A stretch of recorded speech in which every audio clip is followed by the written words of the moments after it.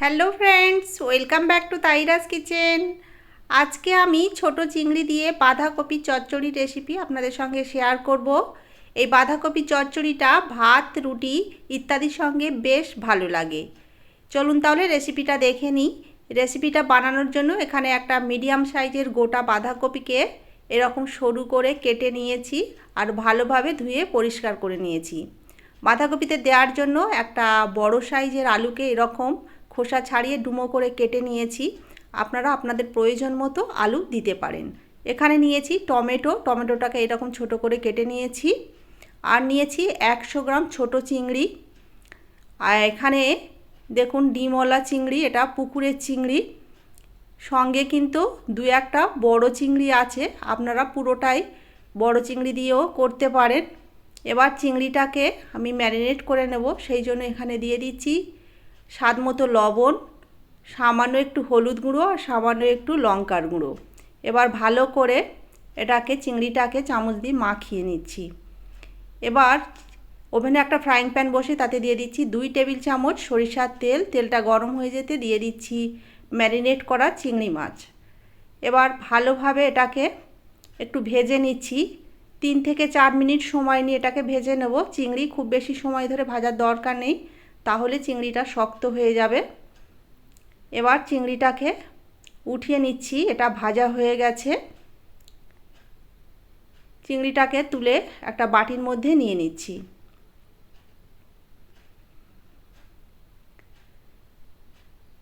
চিংড়িটা তুলে নেওয়ার পর চিংড়ি ভাজা যে তেলটুকু আছে তার মধ্যে আরও 1 টেবিল চামচ মতো সরিষার তেল দিয়ে দিচ্ছি। গরম হয়ে যেতে দিয়ে দিচ্ছি ফোড়নে হাফ চামচ জিরে, গোটা জিরে, একটা শুকনো লঙ্কা আর তেজপাতা। এবার ফোড়ন থেকে সুন্দর একটা সুগন্ধ আসা পর্যন্ত এটাকে নাড়িয়ে নেব। দেখুন ফোড়নটা একটু লালচে হয়ে গেছে, সুগন্ধ ছাড়তে শুরু করলে এতে দিয়ে দিচ্ছি একটা বড় সাইজের কুচি নেওয়া পেঁয়াজ। পেঁয়াজটাকে একটু নাড়িয়ে নেব, খুব বেশি সময় ধরে এটাকে নাড়াবো না, একটু হালকা করে এটাকে নাড়িয়ে নেব। হালকা করে নাড়িয়ে নেওয়ার পর দিয়ে দিচ্ছি ছোট করে কেটে রাখা ওই আলুটা। আলু আর পেঁয়াজটাকে মিডিয়াম আঁচে একটু হালকা লালচে করে ভেজে নেব।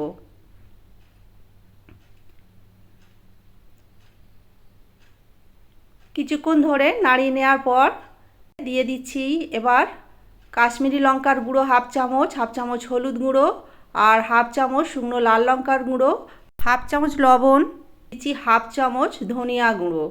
এবার মশলাগুলো সব একসঙ্গে ভালো করে কষিয়ে নিচ্ছি। মশলাটা যাতে পুড়ে না যায় সেই জন্য দিয়ে দিচ্ছি সামান্য একটু জল। জলটা দিয়ে আরও একটু নাড়িয়ে নেব। আর নাড়ানো হয়ে গেলে এতে দিয়ে দিচ্ছি টমেটো কুচি দেওয়ার পর দিয়ে দিচ্ছি 1 চামচ আদা রসুন বাটা, 2টো চেরা কাঁচা লঙ্কা।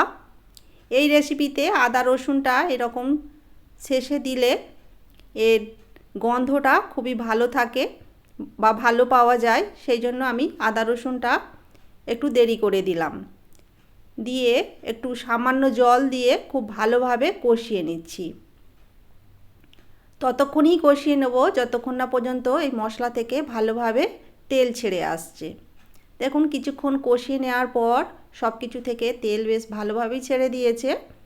এবার দিয়ে দিচ্ছি কেটে রাখা বাঁধাকপির হাফটা দিয়ে নাড়িয়ে নিচ্ছি। একসঙ্গে দিলে ভালোভাবে নাড়ানো যাবে না, সেই জন্য আমি হাফটা দিয়ে একটু নাড়িয়ে নিচ্ছি।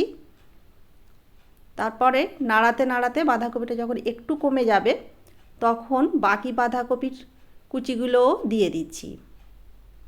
এবার সব কিছু একসঙ্গে খুব ভালোভাবে আরও একটু নাড়িয়ে নিচ্ছি।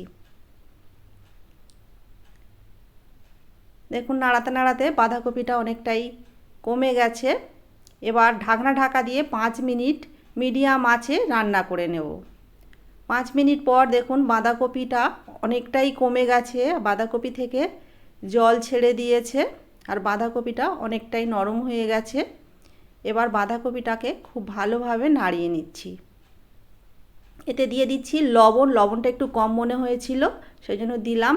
চিংড়ি মাছটা দিয়ে দিলাম আর দিয়ে দিলাম স্বাদটা ব্যালেন্স করার জন্য একটু চিনি। চিনিটা দিলে বাঁধাকপির স্বাদটা অনেক ভালো হয়। যদি আপনাদের অপছন্দ হয় চিনিটা বাদ দিতে পারেন। খুব ভালোভাবে নাড়িয়ে নিয়ে আবারও ঢাকা দিয়ে মিডিয়াম আঁচে 5 মিনিট বাঁধাকপিটা রান্না করে নেব। 5 মিনিট পর ঢাকনা খুলে আবারও ভালোভাবে এটাকে কষিয়ে নিচ্ছি। দেখুন সব কিছু খুব ভালোভাবে সিদ্ধ হয়ে গেছে, আলুগুলোও খুব ভালোভাবে সিদ্ধ হয়ে গেছে। এবার একটু নাড়িয়ে নিচ্ছি। এবার দিয়ে দিচ্ছি হাফ চামচ শাহি গরম মশলার গুঁড়ো আর কিছুটা ধনেপাতা কুচি। এই পর্যায়ে আপনারা হাফ চামচ ঘি এর মধ্যে অ্যাড করতে পারেন, তাহলে খেতে কিন্তু দুর্দান্ত লাগে। আমি আর ঘিয়ের ব্যবহারের মধ্যে করলাম না। খুব ভালোভাবে নাড়িয়ে নিচ্ছি আর রেসিপিটা আমার একদমই কমপ্লিট হয়ে গেছে। এবার গ্যাসটা অফ করে দিচ্ছি। তারপরে আমি একটা পাত্রে এই বাঁধাকপির চচ্চড়িটা সার্ভ করে দিচ্ছি। খুবই দুর্দান্ত লাগে, একবার হলেও বাড়িতে ট্রাই করে দেখতে পারেন। রেসিপি ভালো লাগলে প্লিজ লাইক শেয়ার, চ্যানেলটা অবশ্যই সাবস্ক্রাইব করে রাখবেন। আর ভিডিওটা কেমন লাগলো অবশ্যই কমেন্ট করে জানাবেন। তাহলে ভিডিওটা আজকের মতো এখানেই শেষ করছি। আবার দেখা হয়ে যাবে অন্য কোনো একটা নতুন ভিডিও নিয়ে।